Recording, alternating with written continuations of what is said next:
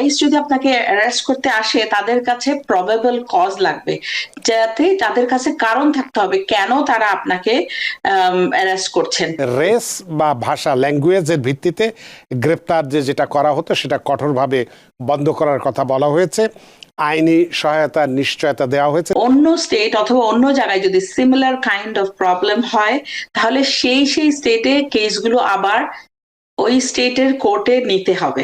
Even though they are undocumented, they are illegal, still they have right under the constitution. বিচারকরা একটি গুরুত্বপূর্ণ preliminary injunction জারি করেছেন এবং এই ইনজাংশনে তারা বলেছেন যে আইনি অনুমতি ছাড়াই বিশেষত কারো চেহারা বা নির্দিষ্ট স্থানে উপস্থিত দেখে কাউকে আটক, গ্রেপ্তার বা তল্লাশি করা যাবে না।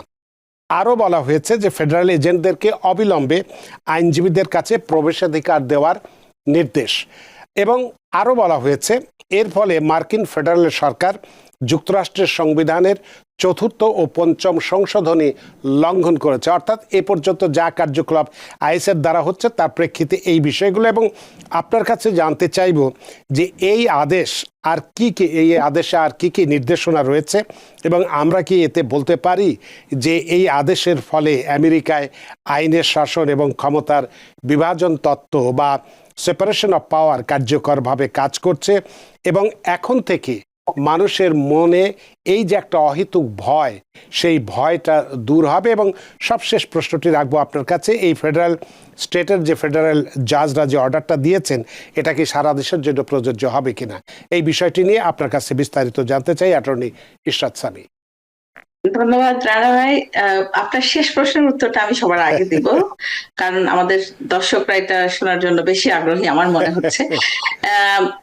আসলে গত ২-৩ সপ্তাহ আগে হলে আমি বলতাম যে হ্যাঁ প্রযোজ্য হবে, কিন্তু অ্যাকচুয়ালি এটা অনলি 7 কাউন্টি, যেখানে ডিসিশন হয়েছে সেখানকার আশেপাশে 7 কাউন্টিতে অ্যাপ্লাই হবে। তার মানে হচ্ছে যে অন্য স্টেট অথবা অন্য জায়গায় যদি সিমিলার কাইন্ড অফ প্রবলেম হয় তাহলে সেই স্টেটে কেসগুলো আবার ওই স্টেটের কোর্টে নিতে হবে।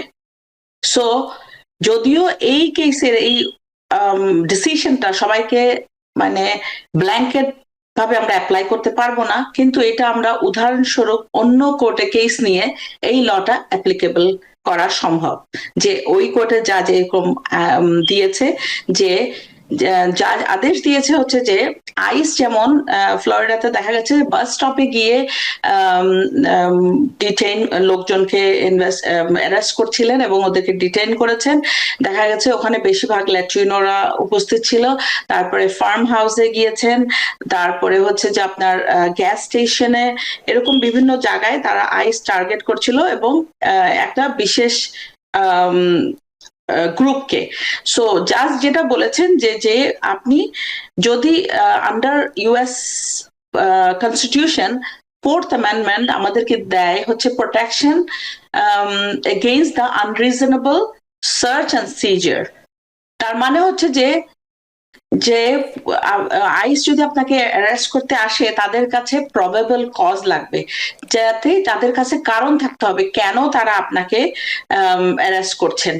এবং যদি সেটা না থাকে তাহলে অন্য যেটা থাকতে হবে সেটা হচ্ছে অ্যারেস্ট ওয়ারেন্ট, এবং যে অ্যারেস্ট ওয়ারেন্টে স্পেসিফিক পার্সনের নাম থাকতে হবে, যেটা আইসের কাছে ছিল না। সো এই জাজ বলছে যে আপনি কোনো বিশেষ গোষ্ঠীকে টার্গেট করতে পারেন না এবং কোনো বিশেষ জায়গায় টার্গেট করতে পারেন না এবং কারো বিশেষ অ্যাপিয়ারেন্সের জন্য তাদেরকে অ্যারেস্ট করতে পারেন না উইদাউট প্রবেবল কজ।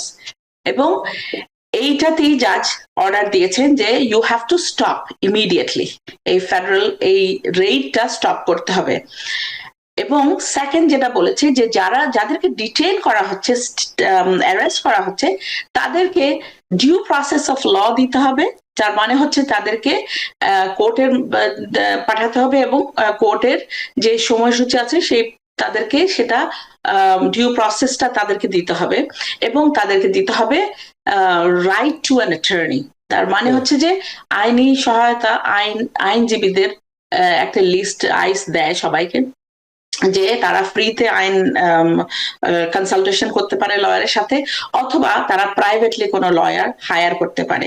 সো এই জিনিসগুলো জাজ ডিসিশনে দিয়েছে যাতে আমাদের এটা প্রোটেক্টেড হয়, সিভিলদের রাইটটা আন্ডার দ্য কনস্টিটিউশনে।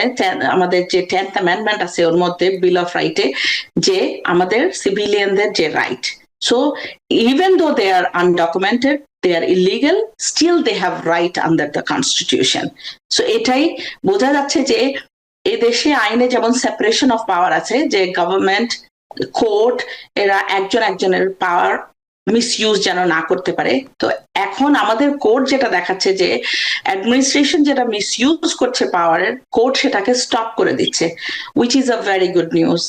আমাদের হতাশ হওয়ার কোনো কারণ নাই। দেখেন, আমরা পরপর 2টা জাজকে দেখেছি, আরেকটা জাজ পজ করে দিয়েছে বার্থ রাইট সিটিজেনশিপের ওইটা, এবং এই জাজ আমাদেরকে দিয়েছে যে আপনি আননেসেসারি মানুষকে হয়রানি যেটা স্বীকার করছে আইস, সে রেড, ওরা যেভাবে ইচ্ছা সেভাবে রেড করতে পারে না এবং ডিটেইন করতে পারে না মানুষকে।